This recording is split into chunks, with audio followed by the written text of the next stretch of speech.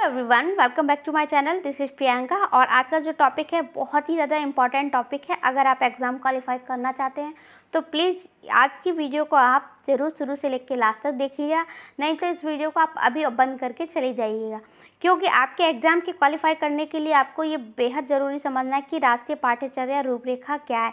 इससे आपके क्वेश्चन या तो पैडागोजी सेक्शन में आ सकते हैं या सीडीपी में, या पर्यावरण से भी आप पर्यावरण के सेक्शन में भी आपसे पूछा जा सकता है। नहीं तो देखो, ये हमारे पूरे ही शिक्षण में बहुत ही अहम रोल करता है और इसका बहुत ही इम्पोर्टेंट रोल भी है, क्योंकि ये हमें बताता है कि हमारा शिक्षण कैसा होना चाहिए शिक्षा के प्रति और हमें बच्चों को किस प्रकार से शिक्षा देनी चाहिए। तो चलिए हम बात कर लेते हैं एनसीएफ 2005 के बारे में। राष्ट्रीय पाठ्यचर्या रूपरेखा के अगर हम बात करें तो उसके अनुसार हमारे पाठ्यक्रम को 6 भागों में बांटा गया है। पहला है हमारा परिवार एवं मित्र, भोजन, पानी, आवास, यात्रा। ये सभी क्या है, हमारे पाठ्यक्रम की मेन थीम है। कई बार आपने सीटेट के क्वेश्चन में देखा होगा, आपसे पूछा जाता है निम्नलिखित में से हमारे पाठ्यक्रम की कौन सी थीम है, और जब आपको पता नहीं होगा तो आप क्या करेंगे, उसको क्रॉस कराएंगे, गलत हो जाएगा आपका क्वेश्चन। इसलिए आपको पता होना चाहिए, क्योंकि जब मैंने एक बार एग्ज़ाम दिया था तो ये क्वेश्चन सेम इसी तरीके से पूछा गया था और उसमें से ये पूछा गया था कि निम्नलिखित में से हमारे पाठ्यक्रम की कौन सी थीम नहीं है। तो ये 6 तो क्या बोलते हैं, ये आपको नाम याद रखने हैं। उसमें से जो गलत आंसर था वो था हमारा मौसम। ये मौसम जो है हमारे पाठ्यक्रम की थीम नहीं है। हमारी जो थीम है वो क्या है, परिवार, मित्र, भोजन, पानी, आवास, यात्रा। तो आपको याद रखना है कितना बेसिक क्वेश्चन आपसे यहाँ पर पूछा गया है, आप सोच भी नहीं सकते। इसलिए आप जो भी पढ़िए, कॉन्सेप्ट पढ़िए, बहुत ही क्लियर होना चाहिए अगर आप सच में अध्यापक बनना चाहते हैं तो। राष्ट्रीय पाठ्यचर्या की रूपरेखा हमें बताती है कि बच्चों के स्कूली जीवन को बाहर के जीवन से जोड़ना चाहिए, यानी कि हमें बच्चों को सिर्फ किताबी कीड़ा नहीं बनाना है। अगर आप चाहें कुछ ऐसा पढ़ा रहे हैं तो बच्चों को प्रोजेक्ट, चार्ट के द्वारा या प्रतिरूपण के द्वारा सभी आप उनको ऐसे से चीज़ें यूज़ कीजिए जिससे बच्चे उसको अपने सामने देख सके, या पर्यटन के द्वारा आप, जैसे कई बच्चे टूर पे जाते हैं ना, जैसे आप ताजमहल के बारे में बता रहे हैं तो ताजमहल का या आप उसको चित्र दिखा सकते हैं, वीडियो क्लिप दिखा सकते हैं। तो ये सारे क्या हैं, हमारे लिए साधन है जो हमारे शिक्षण का उम्दा करते हैं। नेक्स्ट पॉइंट की अगर हम बात करें तो राष्ट्रीय पाठ्यचर्या की रूपरेखा सूचना सामग्री से जुड़कर उसका नया ज्ञान का निर्माण करती है। जैसे कि मैंने अभी अपने लास्ट पॉइंट में बताया, तो आप जो भी बच्चों को पढ़ाएं तो उसके लिए आप कुछ सामग्री भी जुटाएं जिससे बच्चा उसको सीख सके, एक नई एक्टिविटी करके उसको सीख सके। नेक्स्ट पॉइंट की अगर हम बात करें तो समाज में पाई जाने वाली विभिन्नताओं के प्रति बच्चों की संवेदनशीलता बढ़ाई जा सके, चाहे वह शारीरिक क्षमता हो, मानसिक क्षमता हो या आर्थिक स्थिति। हमारे व्यवहार के अंतर के कारण यह सब बातें हमारे रहन सहन, पहनावे तथा भौतिक सुविधाओं की उपलब्धता आदि में हो। बार आपके क्लारी विद्यालय में बच्चे कई प्रकार के होते हैं, उनकी शारीरिक क्षमताएं भी अलग होती हैं, मानसिक क्षमताएं भी अलग होती हैं और उनकी आर्थिक स्थिति भी अलग होती है, रहन सहन, पहनावे का तरीका भी अलग होता है। कई बार बच्चे क्या होते हैं, कुछ बच्चे जल्दी सीख लेते हैं, कुछ बच्चे स्लो सीखते हैं और उनकी ये क्षमताएं भी अलग अलग होती हैं। तो हमें ये कभी नहीं कहना उनसे कि भाई तुमसे नहीं होगा, तुम नहीं कर सकते हो, उसको देखो वो तुमसे अच्छा करता है। तो इस तरीके के नेगेटिव वर्ड हमें उनके लिए यूज़ नहीं करने हैं।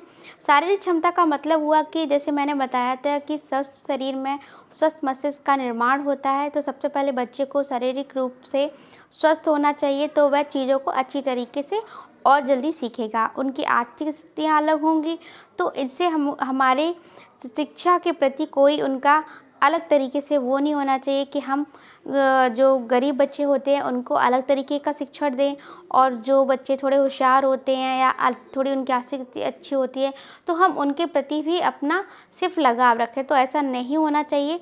कई बच्चे थोड़ा सा आपने देखा होगा, केंद्रीय विद्यालय में बच्चे क्या होते हैं, अलग अलग जगह से आते हैं। जैसे कि आपने देखा होगा कुछ अलग स्टेट से आते हैं तो उनके बोलने का, उनके रहने का, खाने का स्टाइल सब जगह से अलग होता है, तो हमें इन सब का सम्मान करना चाहिए। नेक्स्ट अगर हम बात करें, हर बच्चे को ये समझ उत्पन्न करनी होगी हमें कि किसी भी समाज में भिन्नता स्वाभाविक है, हमें इनकी प्रशंसा तथा सम्मान करना सीखना है।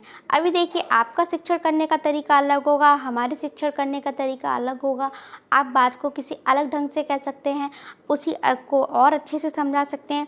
तो ये क्या है, भिन्नता है, आप उसको अलग अलग तरीके से समझा सकते हैं कि समाज में भिन्नता स्वाभाविक है। ठीक है, पॉइंट है हमारा, राष्ट्रीय पाठ्यचर्या के अनुसार बच्चों को हम उनकी आम बोलचाल की भाषा में ही सिखाना है। बच्चे पाठ्य पुस्तक से खुशी खुशी जुड़ें, इसके लिए हमारी पाठ्य पुस्तक में विविध तरीके से अपनाया गया है, जैसे किस्से, कहानियाँ, संवाद, कविताएं, पहेलियाँ, हास्य नाटक, क्रियाकलाप आदि। देखिए, एनसीईआरटी और हमारी जो पाठ्यचर्या रूपरेखा है उसमें आपकी किताबों को इस तरीके से डिज़ाइन किया गया है कि उसमें सभी तरीके का आपको चीज़ें मिलेंगी, जैसे किस्से, कहानियाँ, संवाद, कविताएं। तो ये सब क्या है, बच्चों को पढ़ने के प्रति थोड़ी रुचि पैदा करते हैं। तो हमारा भी यही कर्तव्य होना चाहिए कि बच्चों को हम शिक्षण ऐसा दें जो उनकी रुचि को और रोचक बनाए। नेक्स्ट पॉइंट हम अगर बात करें तो बच्चों को कुछ बातों को संवेदनशीलता विकसित करने के लिए अक्सर किस्से कहानियों का इस्तेमाल महत्वपूर्ण माना गया। हमारी राष्ट्रीय रूपचर्या के अनुसार बच्चों में किस्से और कहानियों का जो इस्तेमाल है वो बहुत ही संवेदनशीलता को विकसित करने के लिए महत्वपूर्ण माना गया है। अगले पॉइंट की हम बात करें तो राष्ट्रीय पाठ्यचर्या रूपरेखा के अनुसार वास्तविक चुनौती है कि बच्चों को मौका दिया जाए जिससे वह अपने विचार प्रकट करे और उत्सुकता को बढ़ाकर सीखे और प्रश्न करे, प्रयोग करें। मैंने आपको बताया कि आपकी क्लास तब तक अच्छी नहीं मानी जाएगी जब तक बच्चे आपसे चर्चा ना करें। चर्चा करने का मतलब है कि आप बच्चों को कुछ पढ़ा रहे हैं तो बच्चा अगर सीखेगा तो आपसे क्वेश्चन भी करेगा और आपका कर्तव्य है कि आप उसके जो जिज्ञासा को है शांत भी करें। तो ये है एक अच्छे अध्यापक का रोल जिससे हमारे शिक्षण को बहुत अच्छा बनाता है। ये इसीलिए हर अध्यापक को पता होना चाहिए कि राष्ट्रीय पाठ्यचर्या रूपरेखा क्या है।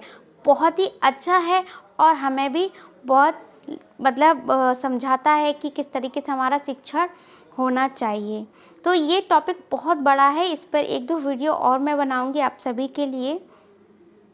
राष्ट्रीय स्तर पर कक्षा के बहुसांस्कृतिक स्वरूप को प्रतिबिंबित करना एक चुनौतीपूर्ण कार्य रहा है। ये आवश्यक समझा गया है कि सभी बच्चों को महत्व मिले, उनका समाज, संस्कृति, रहन सहन आदि सभी क्या है, राष्ट्रीय पाठ्यचर्या के अनुसार हमें किन बच्चों को संबोधित कर रहे हैं। तो बेसिकली ये बताया गया कि अलग अलग समाज, संस्कृति, रहन सहन आदि ये क्या है और हम किन बच्चों को संबोधित कर रहे हैं। कहने का मतलब है किन बच्चों को संबोधित कर रहे हैं, हम किस तरीके के बच्चों को शिक्षण कर रहे हैं, क्या है हमारे लिए इम्पोर्टेंट। जैसे कि आपको बताऊं मैं, क्या वे किसी बड़े शहर से हैं या किसी विद्यालय के बच्चे हैं, किसी झुग्गी झोपड़ी में स्थित किसी विद्यालय, किसी ग्रामीण स्कूल के हैं या फिर किसी पहाड़ी इलाके से हैं। तो ये क्या है, अलग अलग जगह से, अलग अलग परिवेश से हमारे विद्यालय में आते हैं और हमारा कर्तव्य है कि हम सब इनका सम्मान करें, उनको किसी भी प्रकार से ठेस ना पहुँचे। राष्ट्रीय पाठ्यचर्या के अनुसार लिंग, वर्ग, संस्कृति, धर्म, भाषा, भौगोलिक स्थिति आदि सभी को कैसे समाहित किया जाए, यह हमें राष्ट्रीय पाठ्यचर्या के अनुसार समझना है। इसी तरीके से अध्यापकों को भी अपने तरीके से संभालना है। ठीक है, तो बहुत ही अच्छा पॉइंट है। हम सबको समझना चाहिए कि अलग अलग लिंग, वर्ग, संस्कृति, धर्म, भाषा ये सभी क्या हैं, हमारे राष्ट्रीय पाठ्यचर्या के अनुसार हमें समझना चाहिए। ठीक है, नेक्स्ट अगर हम बात करें, राष्ट्रीय पाठ्यचर्या की रूपरेखा के अनुसार बालक की विषय वस्तु में बाल केंद्रित शिक्षा रखी गई है, जिससे बच्चों को स्वयं करके, खोज करके पता करने का अवसर मिले। हमारा यही प्रयास होना चाहिए कि रटन प्रवृत्ति हमारी कम हो। ठीक है, बच्चों को हमें रटन प्रवृत्ति का जोर नहीं देना है, बालकों को बाल केंद्रित शिक्षा देनी है, जिसमें बालक किस प्रकार से रुचि रखता है, हमें हमारा शिक्षण इस प्रकार का होना चाहिए।